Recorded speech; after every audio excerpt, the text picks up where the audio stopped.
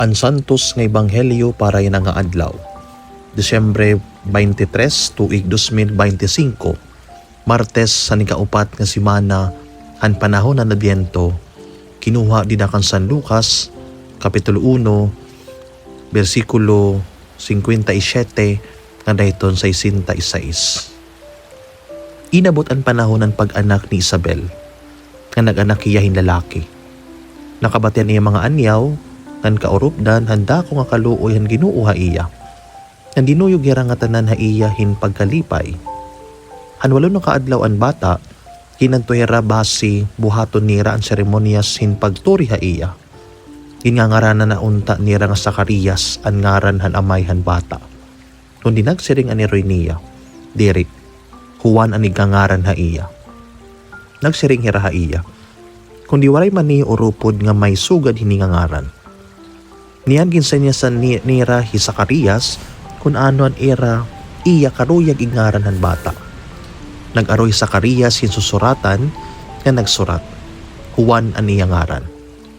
Durugod ang pagpahiusan niya nga tanan.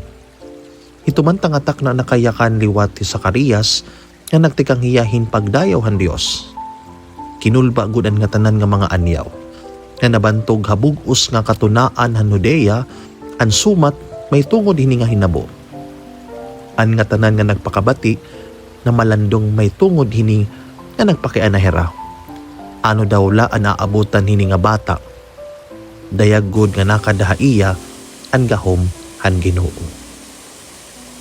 An ebanghelyo han Ginoo. Pagdayawon ka Kristo. Haliputay nga pamalandong paray ng adlaw makabugtuan.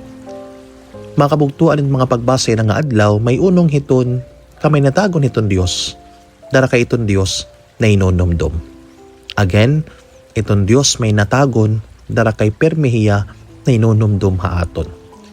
Nga siguro iton pinakamadali nga paagi basi may barawan naton nga may natagon iton Dios in pinaagi iton aton pagampo.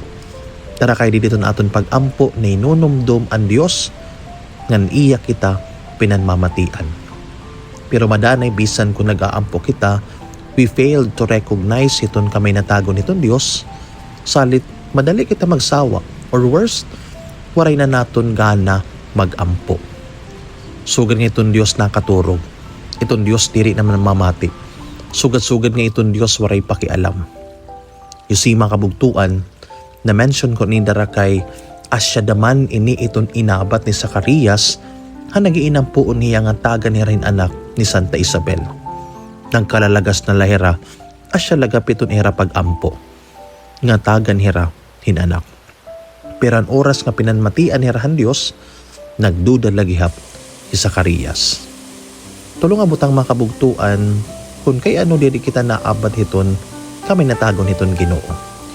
Siyahan is pagtuo, prayer with faith. Diri pwede nga tutubla kita pagampo waray pagtuo. Ngan amo iniyan na hinabukan Zacarias na kundiin nagduda hiya han mensahen anghel para iya. Ano iton pagtuo? Pagtuo is faith. Faith is pananampalataya, palataya. Abisan kung diri kita sigurado, tara kay natuo ka man nga maupay nga Dios ng ini pagbubuhaton naton. And mind you mga kabugtuan, may mga butang nga kinikita la nga nare-recognize pinaagi hiton eyes of faith. String pa man usang kanta, kung wala ka nang maintindihan, kung wala ka nang makapitan, kapit ka sa akin, hindi kita bibitawan. Pero sana diri lang yan ngin wala na tayong maintindihan or makapitan, sana hakada adlaw aada iton pagtuo. Have faith in God. Ikaduha, pagmingaw. Ang pagduda ni Zacarias nangulahiya. Pero if we will try to reflect on it, ang kangula ni Zacarias was not a punishment but a way to listen to God. It is as if God is saying, mingaw anay dida Zacarias, tahagi anay ako hinchas hinpagyakan.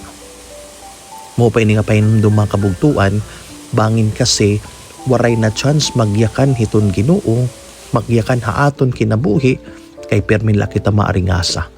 Nandiri kita maaram magmingaw. Duha nga talinga o sa nga bakba. Salit iton best time parit aton kalugaringon, inwaray iba kundi iton pagampo ngan pamati. Again, duha nga talinga o sa nga baba, it means nga kinabuhi madanay kaulangan naton mas tagan in importansya iton pamati. Again, let's value silence. Ikatuluan, last point, pagpasalamat.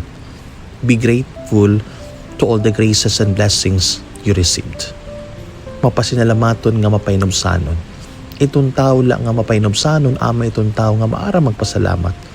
Bangin diri na po kasi kita maara magpasalamat asya nga diri na kita nakita hiton kamay natagon hiton Ginoo.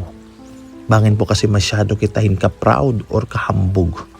Napiling naton nga tanan nga may daan naton indara hiton aton kalugaringon kusog.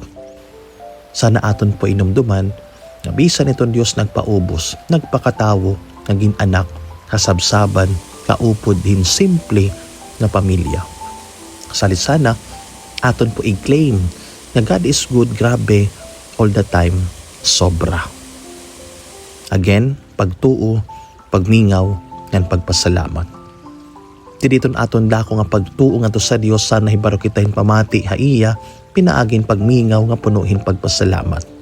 Ngan kung aton babalikan iton ngaran nga Zacarias kan Juan, Zacarias means God remembers, Juan means God is gracious.